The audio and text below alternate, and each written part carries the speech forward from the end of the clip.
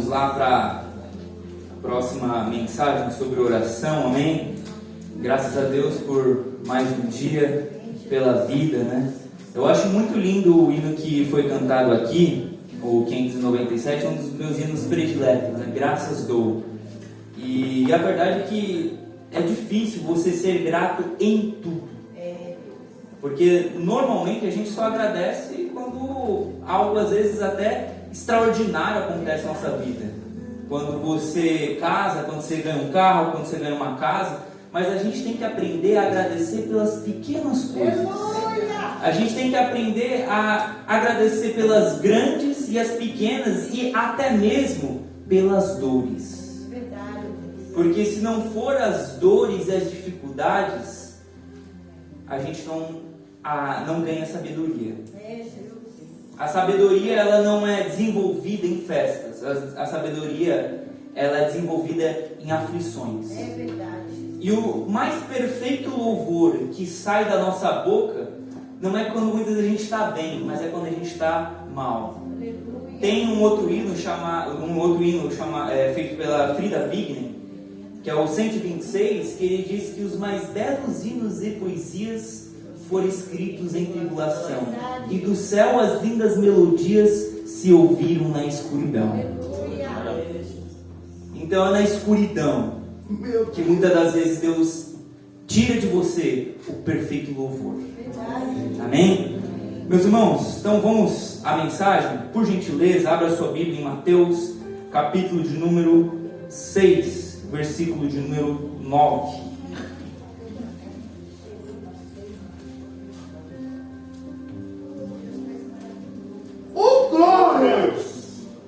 Evangelho de Mateus, capítulo de número 6, versículo de número 9. Vou concluir, se Deus permitir, agora a oração do Pai Nosso, né, que é uma das orações mais famosas da Bíblia Sagrada e, entendo eu, a mais completa.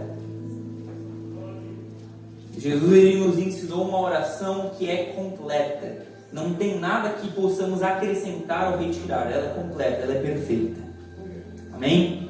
Mateus 6,9. Quem achou, diga amém. Amém. Então, por gentileza, acompanhe a leitura. Diz o seguinte, vou ler desde o início novamente para a gente memorizar. Diz assim: portanto, vós orareis assim: Pai nosso que estás nos céus, santificado seja o teu nome. Venha o teu reino. Seja feita a tua vontade, assim na terra como no céu. O pão nosso de cada dia nos dá hoje. E perdoa-nos as nossas dívidas, assim como nós perdoamos aos nossos devedores. E não nos conduzas à tentação, mas livra-nos do mal, porque teu é o reino e o poder e a glória para sempre. Amém. Amém, meus irmãos. Então, na semana passada, eu expliquei que essa oração que Jesus ensinou, ela foi uma resposta dos discípulos, resposta de Jesus a uma pergunta dos discípulos. Se você ler, por exemplo, Lucas 11:1, você vai notar que os discípulos, eles viam Jesus orando.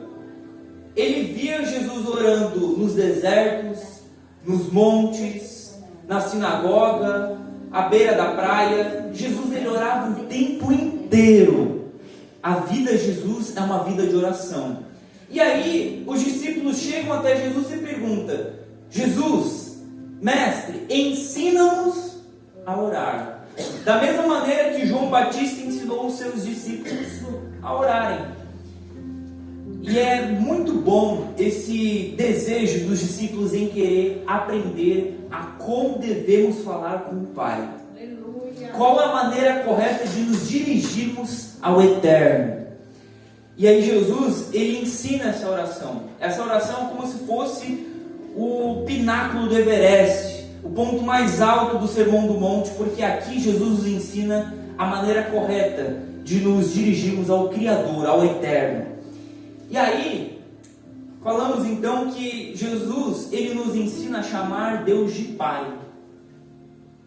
Mas só que quem pode realmente chamar Deus de Pai é quem é filho. Aleluia. E quem é filho é aquele que recebeu Jesus como Salvador, aquele que um dia creu nele, conforme João 1, versículo de número 12, igual nós lemos, né? 12, 13. Mas ele começa, é muito interessante, igreja, a maneira que Jesus ele começa a oração do Pai Nosso. Como é que ele começa? Pai Nosso que estás nos céus, aí ele diz: santificado seja o teu nome, venha o teu reino, seja feita a tua vontade assim na terra como no céu. Ou seja, os 3 primeiros pedidos que Jesus nos ensina a fazer na oração é com respeito a Deus e a sua glória. Aleluia. O que Jesus ele nos quer colocar na nossa mente é que primeiro os interesses de Deus, depois os seus interesses. Aprenda a orar primeiro para que o reino de Deus cresça, o nome dele seja santificado e que a vontade perfeita, boa, agradável dele seja realizada em nossas vidas. Primeiro isso. Você coloca os seus interesses em segundo lugar. E embora em segundo lugar, Deus se importa com os seus interesses. É o que a gente vai ver hoje. Amém? Então vamos agora dar o prosseguimento aos últimos 3. Jesus ele nos ensina a fazer 3 pedidos em relação a nós, que é: o pão nosso de cada dia nos dai hoje, perdoa as nossas dívidas, assim como nós perdoamos os nossos devedores, e livra-nos do mal, né? Não nos deixe cair em tentação, mas livra-nos do mal. Vamos lá. Aqui Jesus, ele cobriu todas as suas necessidades. Todas as necessidades humanas foram apresentadas aqui. Em relação ao corpo, em relação à alma, em relação ao espírito. O pão é aquilo que alimenta o corpo.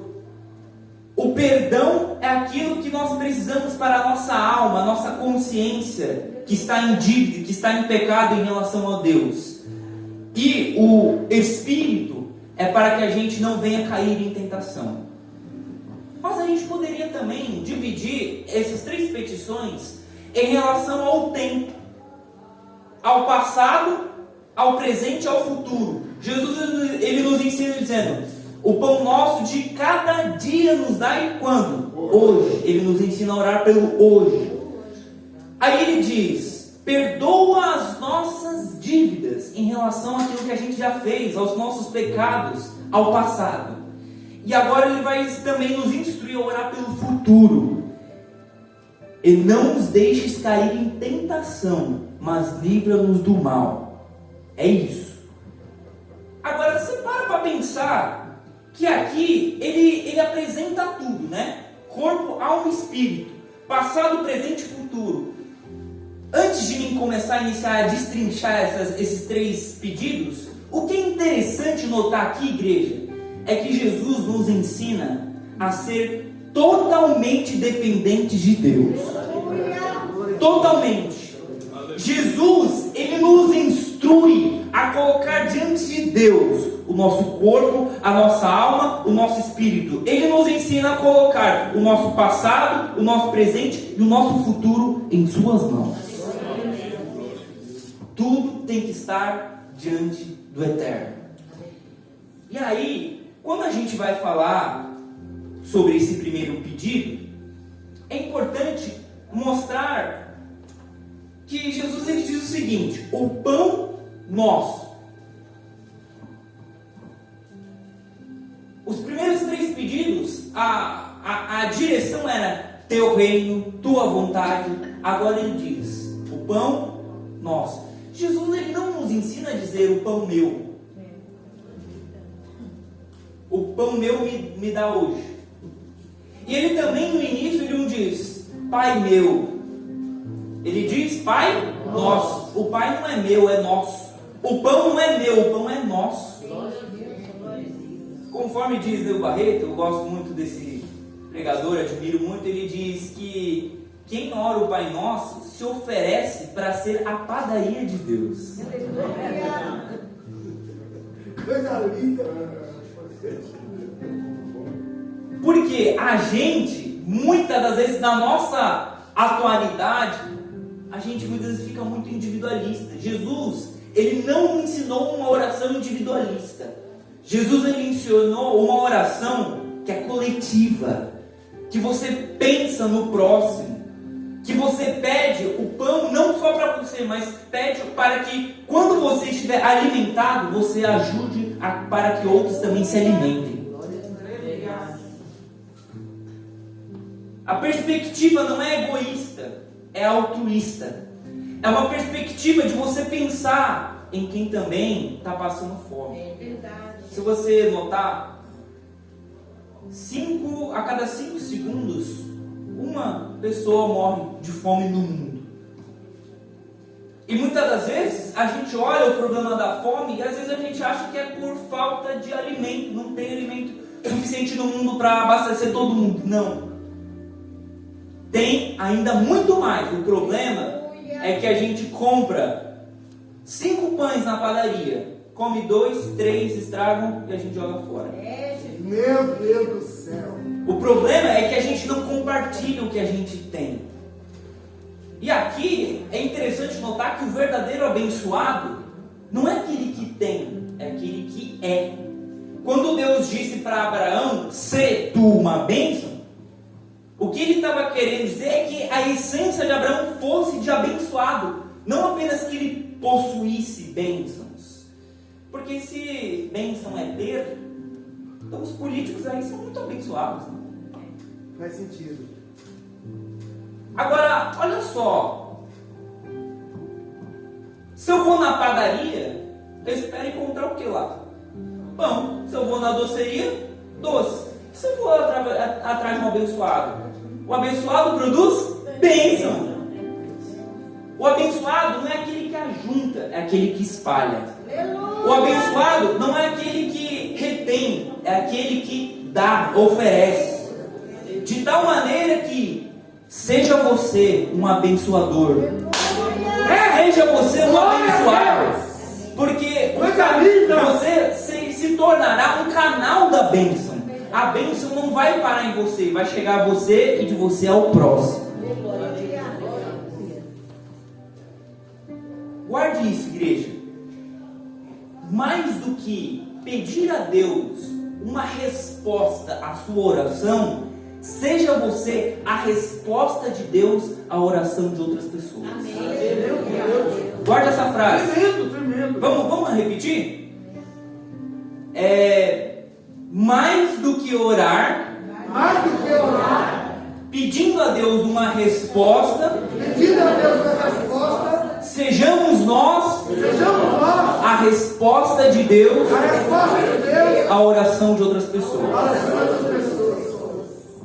Seja você a resposta de Deus, de tal maneira que o pão seja nosso. Outra coisa, quando Jesus ele nos ensina a orar pelo pão, não pense aqui que Jesus está falando apenas de questões alimentares. Jesus está falando aqui de tudo que diz respeito à nossa sobrevivência. Na igreja primitiva, nos primeiros séculos, muitos, digamos, teólogos, estudiosos, eles não entendiam que o pão fosse pão mesmo, fosse o pão da nossa sobrevivência. Eles entendiam o pão como Jesus. Jesus é o pão. Eles entendiam, por exemplo, o pão da ceia. E eles entendiam o pão como uma palavra. Porque eles não pensavam que Deus, Jesus, que tinha nos instruído a orar para que o nome de Deus fosse santificado, o reino dele viesse e a vontade fosse feita, ele se preocupasse com uma coisa tão pequena como o pão. Mas, não que todas essas interpretações estejam equivocadas, a gente pode, de acordo com a tipologia bíblica, entender assim também, mas aqui Jesus está mostrando que ele se importa com a nossa sobrevivência, e ele se importa com os pequenos detalhes da nossa vida. Aleluia. Jesus se importa. Amém. Você vai ver Glória a que Deus. Jesus, ele também teve um corpo. E como com o corpo, ele também precisou de alimento. Jesus, ele se importava com as pessoas que estavam doentes e ele curava as enfermidades. Jesus, ele se importava. Numa determinada feita, ele estava no deserto pregando e tinha multidões ainda ouvindo ele. De repente, Jesus fala: alimente o povo. Ou seja, Jesus se preocupava se as pessoas estavam alimentadas ou não, se estavam com fome ou saciadas. De tal maneira que Mateus 10,30 diz que Deus, ele conhece até o fio de cabelo da sua cabeça. Ele alimenta os pardais, ele alimenta as aves, e ele diz: eu vou te alimentar também. Fica tranquilo. Glória a Deus. Tudo o que você precisa para estar vivo, eu vou preparar e eu vou cuidar. Ele cuida de nós. É verdade. Coisa linda. Agora, outra coisa que também é importante notar é que Jesus, ele nos ensina a orar pelo pão, não pelo pudim. O pudim pode até vir em alguma ocasião, mas o que Jesus, ele quer mostrar aqui é que a gente vem orar pelo suficiente, pelo que a gente precisa, não pela ostentação, pela superabundância. Ele nos ensina a orar pelo essencial, pelo que a gente de fato precisa. Agora, isso também não significa que eu não vou trabalhar. Não adianta você orar o Pai Nosso no início do dia, pedir pelo pão do dia e não ir trabalhar. É orar e ação. É orar e acordar às 5 da manhã. É orar e trabalhar. É orar para que Deus abençoe o seu corpo, que dê o pão que alimente o seu corpo, e você tenha capacidades físicas e intelectuais para trabalhar, para produzir, e para que você venha glorificar Ele no seu trabalho também. Outra coisa, ele diz que é para a gente pedir o pão nosso de cada dia, nos dai hoje. Jesus, ele não quer que você se concentre e tenha preocupações quanto ao futuro. Não viva uma vida ansiosa pensando: será que vai ter pão para amanhã? Será que vai ter pão para a semana que vem? Não, ele quer que você se aquiete a sua alma e peça só pelo hoje. De tal maneira que a gente venha estar descansados, confiando que Deus é o Deus que provê para o dia. Se você for ver, eu acho que tem até uma semelhança com o maná, porque o maná era para o dia.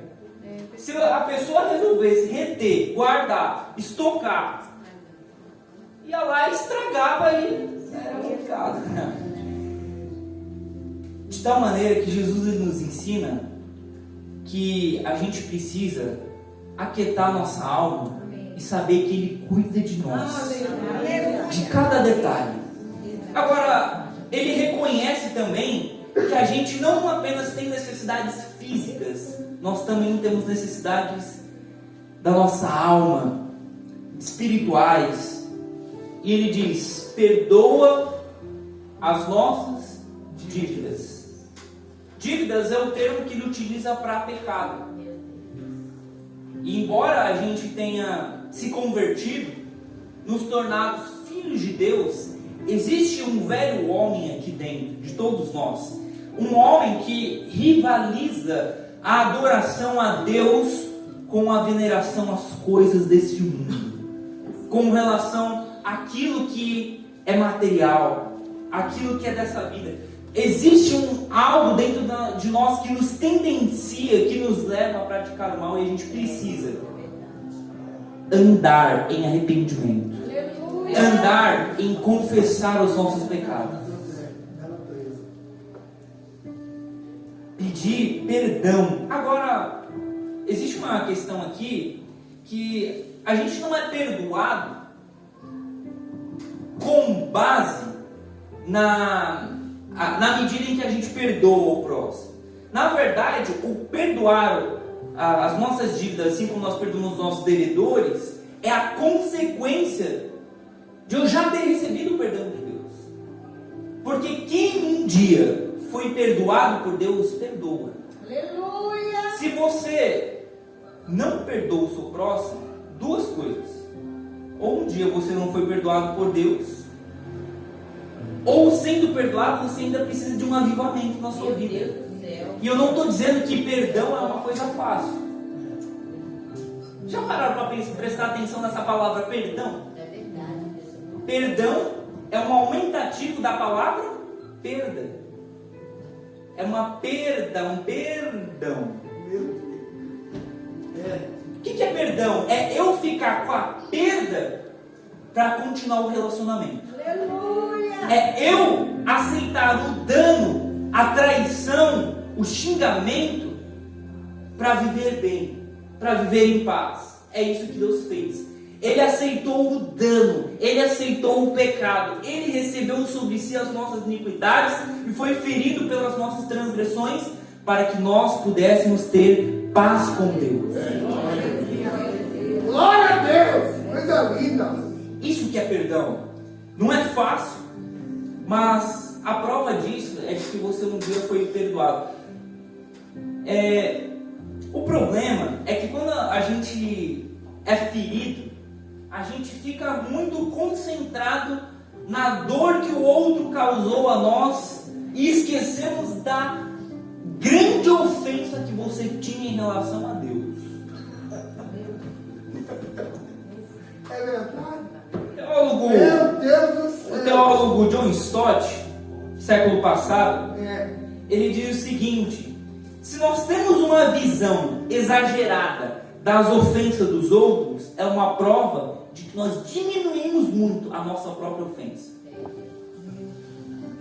Presta atenção, a luz. A Bíblia diz que Deus é luz. Quando você um dia está debaixo da luz de Deus, sobretudo a luz de Deus faz com que você se auto-examine. Você vê coisas em você que antes você não via. Você estava em trevas. Quando você veio para a luz, você passou a se auto-enxergar, a se auto-examinar. E quem um dia olhou de verdade para dentro de si, só pode dizer o que Isaías disse: ai de mim, Senhor. Aleluia! Coisa linda. É verdade. Quem um dia esteve debaixo da luz de Deus e viu que Ele é santo, santo, santo, e você é pecador, só pode dizer: ai de mim, Pai. E quem se reconhece assim, não pode olhar para o próximo com indiferença e ignorância. Quem um dia se enxergou assim, só pode olhar para o próximo com misericórdia também. Meu Deus! Glória a Deus! É a mesma coisa da parábola do credor incompassivo que Jesus ele nos ensina, dizendo que, muito bem lembrado, Mateus 18, em que Jesus ele nos ensina que um credor, uma pessoa estava devendo uma altíssima quantia. Jesus utiliza ali o hipérbole, uma quantia impagável, que é a nossa quantia, o pecado, que é uma ofensa eterna contra o Criador. E aí, ele vai e perdoa. Perdoa essa pessoa. Essa pessoa vai lá e começa a cobrar e a colocar na parede outra pessoa que devia a ele. Ele falou assim: eu te perdoei uma dívida impagável. Você não consegue perdoar uma dívida do seu próximo de 3 meses. E aí, Jesus amado. da mesma maneira, quando a gente não perdoa o outro, a gente está dizendo que a dívida dele é muito grande para ser perdoada. A pergunta é: e a sua dívida para com Deus? Qual é o tamanho? Você já parou para refletir sobre isso? Jesus amado. Maravilha. Se você acha que a sua dívida é muito pequena, você não entendeu a seriedade do que é a cruz. Não entendeu a gravidade do que é o Filho de Deus se encarnar e morrer numa cruz. Você não entendeu isso. De tal maneira, irmãos, que a gente precisa aprender que todos somos falhos. Ninguém se relaciona aqui com anjo. Meu Deus, misericórdia da minha vida. Embora a gente chame algumas pessoas de anjo, não anjo. A gente não se relaciona com anjo. A gente se relaciona com pecadores. Que às vezes parece mais com diabinhos. Né? Porque somos nós. Outra coisa, igreja. Jesus ele nos ensina a orar pedindo perdão e não desculpa.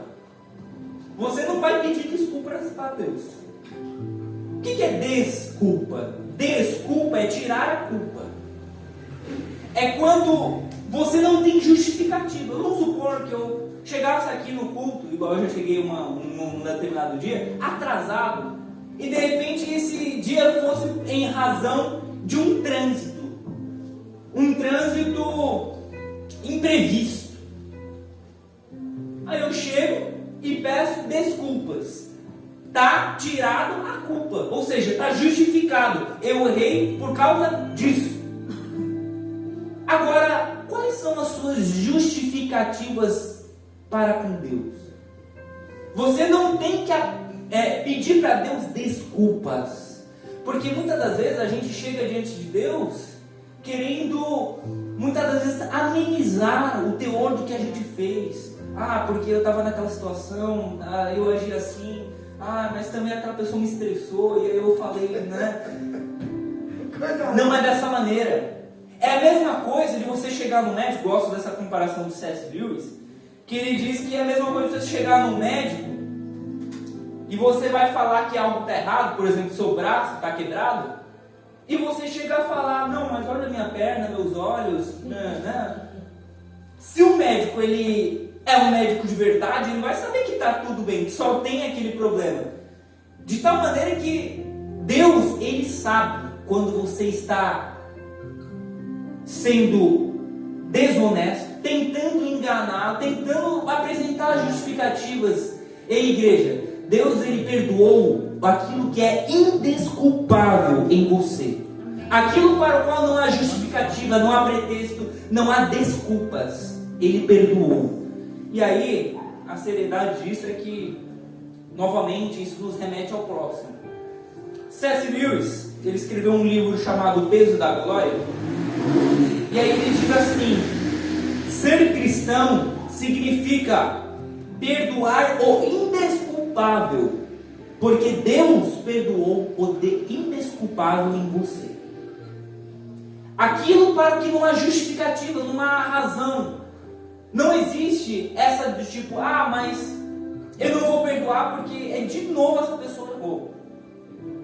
Ela perdoou, ela errou, eu perdoei. Ela errou, eu perdoei. Até quando eu vou ficar perdoando? 70 vezes 7. Mas o que ela fez agora é muito grave. Não é indesculpável, mas o que Deus fez por você também foi perdoar o indesculpável. De tal modo, igreja, que a gente precisa aprender que Jesus ele nos ensina a ter uma alma, uma consciência perdoadora. E aí, por fim, ele nos ensina a orar, dizendo: não nos deixes cair em tentação, mas livra-nos do mal. Deixa eu tomar uma água aqui. Glória a Deus!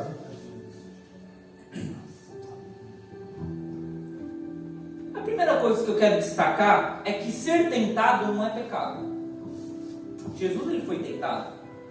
Ser tentado em si não tem um problema. O problema é a gente cair na tentação. O problema é a gente tropeçar, a gente fracassar. Jesus ele também foi tentado. Agora, qual que é o mal que Jesus ele nos ensina aqui a orar? Mas livra-nos do mal. Eu entendo que esse mal pode ser tanto o maligno quanto o mal que eu posso causar a mim mesmo. Eu gosto de uma oração do Agostinho de Hipona, que veio ali no século III. Ele escreveu um livro muito bom chamado Confissões, muito famoso por sinal. E ele dizia o seguinte, em um dos seus trechos da sua oração, ele diz assim: Senhor, o que sou eu sem ti, senão um guia para a minha própria queda? Essa é a oração dele. Senhor, o que eu sou sem ti, senão um guia para a minha própria queda? É isso que você e eu somos. Se Deus deixar à vontade, se Ele não te dá forças, você vai ser o guia para a sua própria queda, para você cair mesmo do penhasco. Exatamente, Lamentações 3:39. A gente se queixa do que? Dos nossos próprios pecados, dos nossos próprios erros. De tal modo que a gente vai ser tentado. Jesus, ele não ignora isso e ele fala que é algo que a gente deve orar. A gente deve orar pedindo ao Pai que permita com que algumas situações não venham acontecer para que a gente não venha cair. A tentação vai vir. Como que a tentação vem? Ela vem de várias formas, né? Tem algumas frases para isso muitas das vezes, né? Ah, não tem nada a ver. Ah, mas todo mundo no seu lugar faria a mesma coisa. É agora ou nunca. Você não vai aproveitar? A chance é agora. A tentação vem e lança palavras muitas vezes como essas. É a mesma coisa do diabo tentando a Jesus. Olha, os reinos desse mundo, transforma essas pedras em pães. Vai agora. Você não está com fome? Você não está com a vontade? Depois você se arrepende, depois você faz isso, depois você tenta se contornar, se corrigir, remendar as situações. A tentação vem, muitas das vezes, por meio das pessoas que a gente mais ama. Pessoas que a gente mais considera amigos, familiares.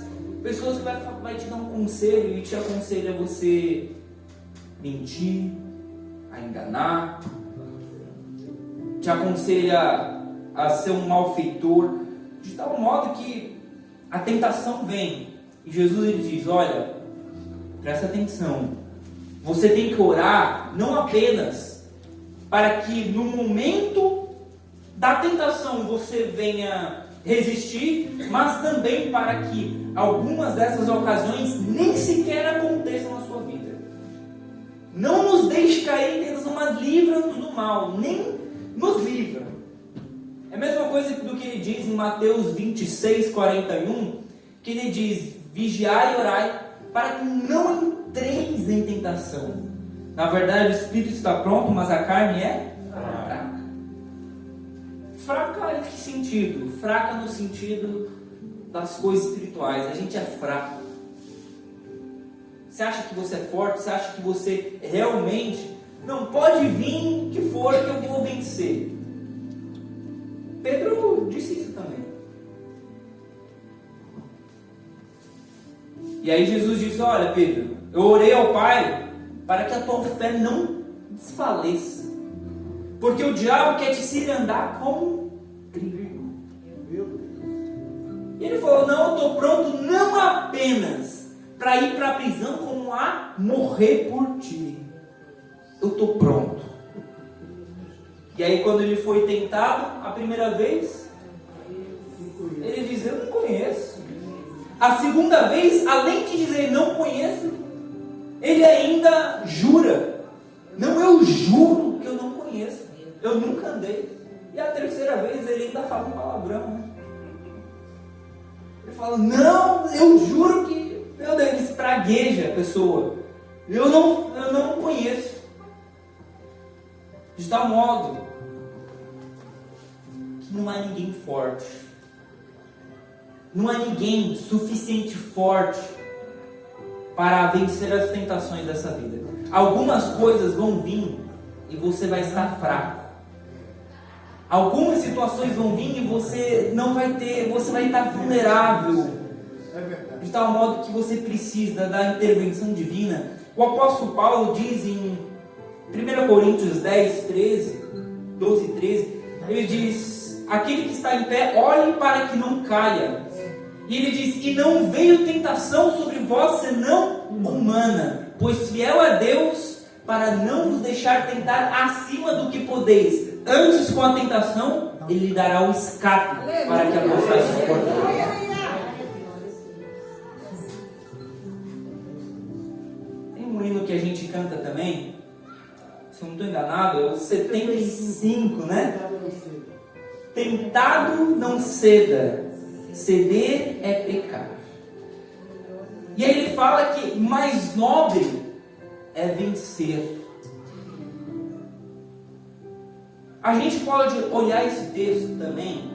Eu vi essa visão, eu achei interessante também. Como uma visão da Trindade nesses 3 pedidos de Jesus. Deus, que é o doador da vida, Ele também dá tudo que a gente precisa para continuar vivo, o pão. O Deus Filho, Ele é aquele que propiciou, morreu por nós, para que pudéssemos ter o perdão dos nossos pecados. E o Espírito Santo é aquele que nos dá o poder de dizer não ao pecado. Essa vida! Glória a Deus! É verdade. Tudo começa para que a gente peça para Deus, o Pai, venha ser venha ser santificado o seu nome, o seu reino venha, ou seja, Ele venha reinar em nosso coração, e para que a vontade dele se cumpra. E aí em seguida ele fala dos nossos pedidos, em relação ao passado, presente e futuro, o corpo, alma e espírito. E aí ele conclui da mesma maneira que ele nos ensinou a começar, adorando. E ele diz: porque teu é o reino, o poder e a glória. Amém. A oração, irmãos, tem que conter esses princípios. Aqui Jesus ele te deu um esboço, mas ele te convida a descortinar a sua vida diante dele. Ele te ensina a orar pelo corpo e por tudo que diz respeito às coisas materiais. Você pode colocar diante do Pai tudo, porque Ele é teu Pai. Aleluia. E você deve colocar aquelas questões emocionais da alma e aquelas questões espirituais. Eu tentei aqui dar um breve resumo sobre tudo que diz respeito ao pão, ao perdão e à proteção. Mas o que a gente tem que ter sempre em mente, irmãos, é que a oração, ela deve ser algo que a gente deve praticar todo dia, e que a oração bíblica tem que conter isso. Você nunca começa pensando em você de forma egoísta. Você começa pensando no Pai. Aleluia. Antes de Jesus proferir essa oração, olha que coisa curiosa. Ele faz um contraste entre a oração dos judeus e a oração dos pagãos, e aí depois ele ensina a oração bíblica, a oração correta, o modo correto de se apresentar de Deus. E olha só, os fariseus, os judeus, como é que eles oravam? Ele ensina. Eles oram nas praças, eles dão esmolas para que outras pessoas vejam. Quem é que eles querem ser vistos? A si mesmos. Eles querem ser vistos. Eles querem ser aplaudidos. É eles que, quando estão orando publicamente, para que as outras pessoas vejam e venham louvar o nome dele, e venham dizer: olha que cara bom, que cara santo. Só que Jesus ele nos ensina a orar não para que o nosso nome seja glorificado, mas para que o nome do Pai seja glorificado. Ele ensina não para que o nosso reino cresça e a nossa vontade seja feita, mas para que a vontade do Pai seja feita. Tudo é com respeito ao Filho. o filho, ele deve orar assim, buscando a glorificação do Pai. E que à medida em que o Pai é glorificado, ele honra o filho. Para concluir, existe uma questão que muitas pessoas pensam, mas onde que está aqui o em nome de Jesus? A gente sempre foi orientado assim, né? A terminar dizendo em nome de Jesus, amém. Aqui Jesus ele está dando um esboço, por isso que ele não diz propriamente aqui em nome de Jesus. Embora a gente vai ver mais para frente ele ensinando a orar em nome do Filho, em nome dele. Mas o nome de Jesus está implícito, está cobrindo todos os pedidos. Porque é em nome de Jesus que a gente tem o perdão. É em nome de Jesus que a gente tem a sobrevivência, a vida, tudo. Muita gente só tem uma visão limitada de que Jesus ele só estava na história, se ele estava há 2000 anos atrás. Jesus é eterno. Na realidade, para você estar vivo, Jesus precisou morrer. Você sabia disso? Presta atenção em Colossenses 1,16. Ele diz o seguinte: e nele, ou seja, em Jesus, foram criadas todas as coisas que há nos céus e na terra, as visíveis e as invisíveis, sejam tronos, dominações, principados, potestades. Tudo foi criado por meio dele e para ele. Ele é antes de todas as coisas e todas as coisas são sustentadas por meio dele. Glória a Deus! É ele. Então, Jesus ele era e sempre será. Ele está por detrás, no meio e no fim dessa oração. A nossa vida está em suas mãos. Que você venha apresentar diante de Deus toda a sua vida.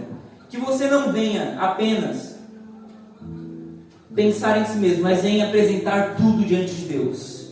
Para concluir, tem uma música muito bonita que eu gosto, que fala disso, da nossa total dependência de Deus, do nosso futuro, do nosso presente, que diz: porque Ele vive, eu posso crer no amanhã. Ele diz assim: porque Ele vive, eu posso crer no amanhã,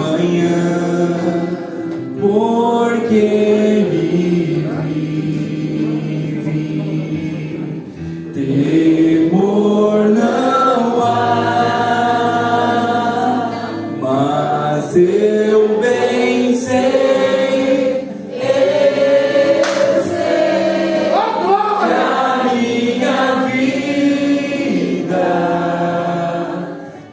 está nas mãos do meu Jesus, que vive está. Se a tua vida está nas mãos de Deus, então ela está nas mãos certas. Toda a sua vida, aqui Jesus ele ensina a colocar tudo diante de Deus. Amém? Posso fazer uma oração? Pode. Por gentileza, igreja, vamos colocar de pé, vamos fazer uma oração. Glória a Deus! Glória a Deus, aleluia. Aleluia! Deus maravilhoso. Oh, louvado seja Deus. Vamos praticar o que o nosso mestre nos ensinou. A oração bíblica é essa, irmãos. É isso. Dietrich Bonhoeffer, um teólogo alemão, ele diz que a oração do Pai Nosso é o gabarito para a gente saber se a gente está orando em nome de Jesus ou orando em nosso próprio nome. Mais importante do que orar o que a gente deseja, a gente tem que saber pelo que Deus quer ser invocado. Então a gente tem que saber a que Deus a gente está adorando. O Deus, Pai de Jesus, que é o nosso Pai, nos ensinou essa oração. Vamos orar?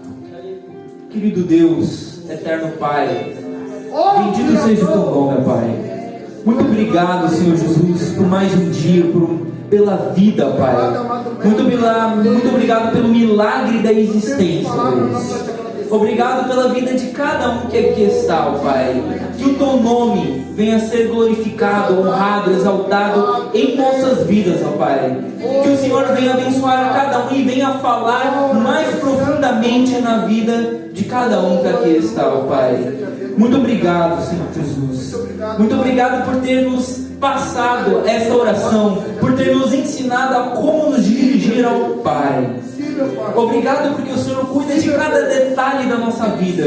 O Senhor cuida do nosso corpo, o Senhor cuida da nossa alma e o Senhor cuida do nosso espírito. O Senhor, Pai, em Tuas mãos estão o nosso passado, o nosso presente e o nosso futuro. Que nós venhamos confiar em Ti, ó Eterno, em toda a nossa existência, confiar que o Senhor está no controle e as nossas vidas estão em Suas mãos. Assim oramos, Te pedindo e Te agradecendo em nome de Jesus. Amém. Que Deus em Cristo abençoe e agradeço por dar de novo, Senhor Jesus.